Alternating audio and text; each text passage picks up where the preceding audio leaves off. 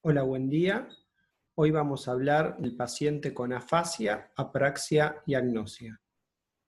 Para comenzar, tenemos que hacer referencia a lo que es el hemisferio dominante y el hemisferio no dominante. Recordemos que el hemisferio dominante, en prácticamente todos los diestros y en la gran mayoría de los zurdos, es el hemisferio izquierdo, mientras que el hemisferio no dominante es el derecho. El hemisferio dominante es aquel que tiene como función el lenguaje, mientras que el hemisferio no dominante se encarga fundamentalmente de funciones visoespaciales. Con respecto a estos cuadros clínicos, las afasias, las aspraxias y las agnosias, dentro de la etiología, la más frecuente de todas es la cerebrovascular, ya sea debido a procesos isquémicos o procesos hemorrágicos que dañan las zonas cerebrales que se encargan de dichas funciones, ya sea del lenguaje, de la apraxia o de la agnosia. También existen causas degenerativas como la que se ve en la enfermedad de Alzheimer y causas de origen tumoral. Aquí tenemos un caso clínico donde tenemos a un varón de 67 años con antecedentes de hipertensión arterial y tabaquismo que nos consulta por un trastorno en la emisión de la palabra de 6 horas de evolución. Al revisarlo, encontramos un lenguaje no fluido y ligera paresia brachiocrural derecha, ¿sí? En base a este trastorno del lenguaje, nosotros podemos inferir que la persona tiene una afasia. La afasia tenemos que es un trastorno del lenguaje adquirido, donde la principal causa es de origen vascular, y tenemos que se caracteriza por un trastorno en la expresión o comprensión del lenguaje, ¿sí?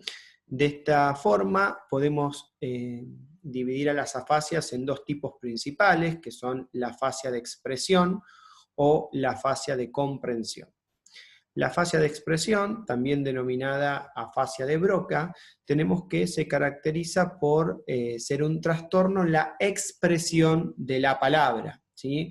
Se caracteriza porque el lenguaje es no fluente, la comprensión se encuentra conservada y la repetición se encuentra alterada, o sea que si a la persona nosotros le decimos que repita ciertas palabras o frases, no puede realizarlo.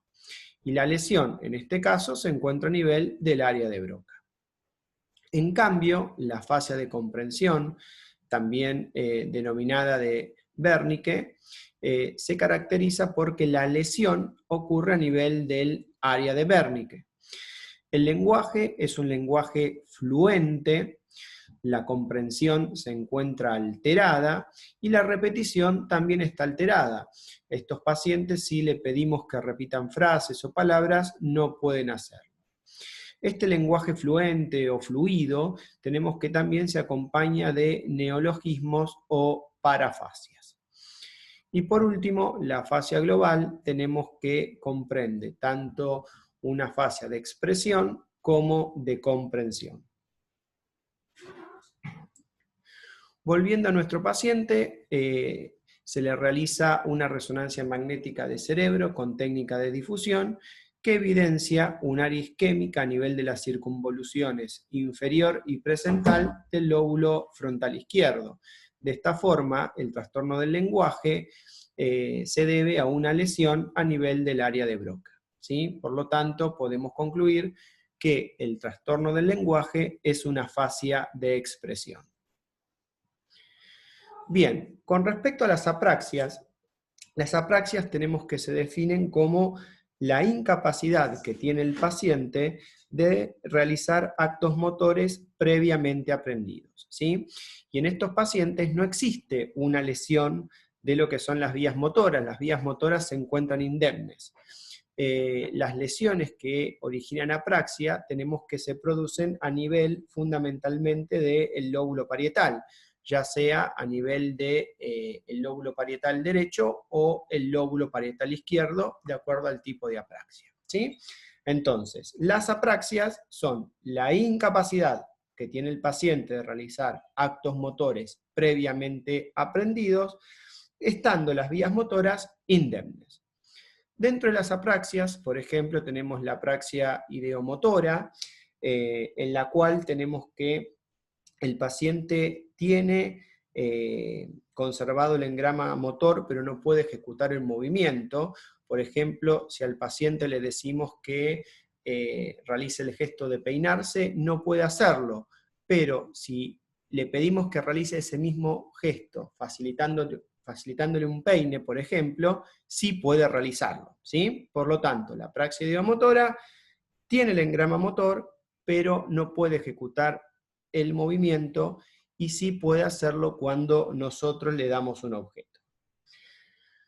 En cambio, la apraxia ideatoria, el paciente no tiene el engrama motor, por lo tanto, si nosotros le pedimos que inicie un movimiento, no puede hacerlo, y si le facilitamos un objeto para que realice ese movimiento, tampoco puede hacerlo.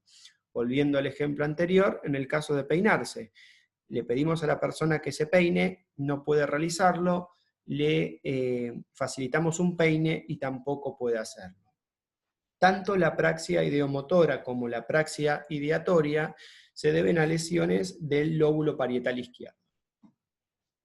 Otro tipo de apraxia es la apraxia del vestir, donde el paciente tiene trastornos para vestirse, ¿sí?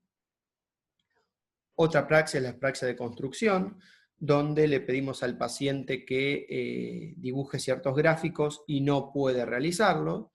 Y por otro lado, la apraxia de la marcha, donde la incapacidad la presenta para caminar. Bien, en lo que respecta a las agnosias tenemos que se definen como la incapacidad que tiene la persona de reconocer un estímulo cuando se presenta en una determinada modalidad sensorial, ya sea visual, ya sea táctil o auditiva, estando las vías sensoriales normales. De esta forma, las agnosias pueden ser visuales, auditivas, somatosensoriales, del esquema corporal, y por último vamos a hablar dos palabras del síndrome de negligencia.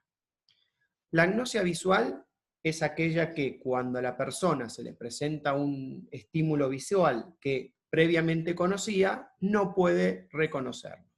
Esa agnosia visual puede ser para los colores, puede ser para los rostros, no reconoce rostros familiares, esto se denomina prosopagnosia, o también puede ser topográfica.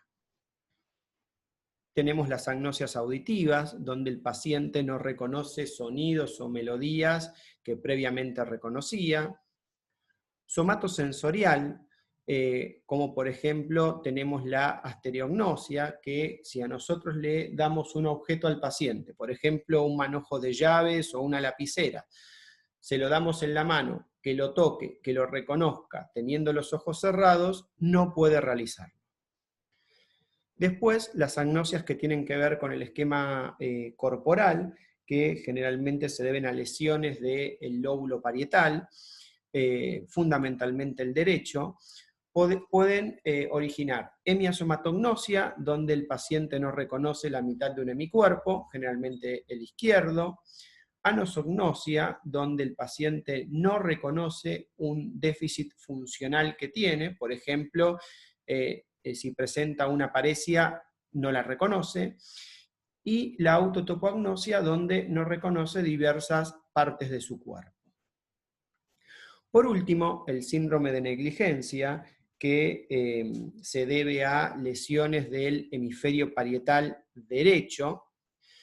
Tenemos que se caracteriza porque el paciente no reconoce su campo visual izquierdo. De esta forma, por ejemplo, si le pedimos que realice un gráfico, dibuja solamente la parte derecha del gráfico, ¿sí? Todo lo que se encuentra del lado izquierdo no lo puede realizar porque no lo reconoce. De esta forma vemos que en la flor solamente dibuja la mitad derecha, en el cubo solamente la mitad derecha, lo mismo que en la casa.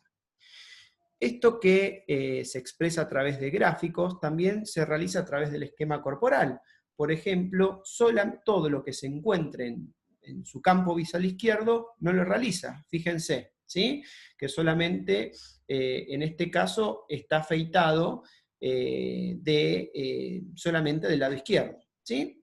Entonces, el síndrome de negligencia o de heminegligencia se produce un trastorno importante de lo que es el campo visual debido a lesiones del lóbulo parietal derecho y hace que la persona no reconozca todo lo que se encuentra en el campo visual izquierdo.